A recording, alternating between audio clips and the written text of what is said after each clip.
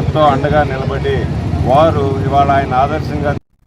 విజయనగరం జిల్లా జయంతి వేడుకలు ఘనంగా నిర్వహించారు. ఈ సందర్భంగా ఉత్తరాంధ్ర దళితుల ఐక్యవేదిక అధ్యక్షుడు ఆదర్ మోహనరావు అంబేద్కర్ రచించిన రాజ్యాంగ ప్రాముఖ్యత, ఆయన సేవలను వివరించారు. ఈ కార్యక్రమంలో గ్రామ సర్పంచ్ నాయకులు, అంబేద్కర్ యువజన సంఘ సభ్యులు పాల్గొని నివాళులర్పించారు.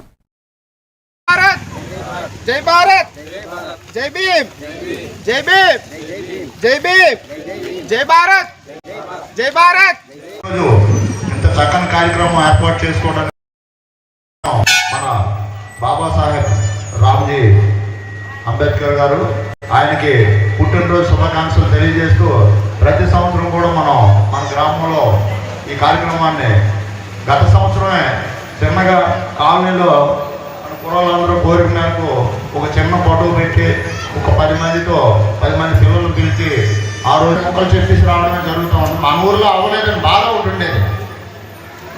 అంబేద్కర్ గారిని పంచాయతీలో నేను సర్పంచ్ అయిన తర్వాత పంచాయతీ ఆఫీసులో ఫోటో పెట్టి దండేసి అక్కడే 2 ముక్కలు చెప్తామనేసి అంటే మన ప్రజలెవరు కూడా అక్కడ జయంతి శుభాకాంక్షలు. Doctor Ambedkar 14 April 1891 central provinces మధ్యప్రదేశ్లోని మహార్మి కంటోన్మెంట్లో 14వ బిడ్డగా జన్మించారు.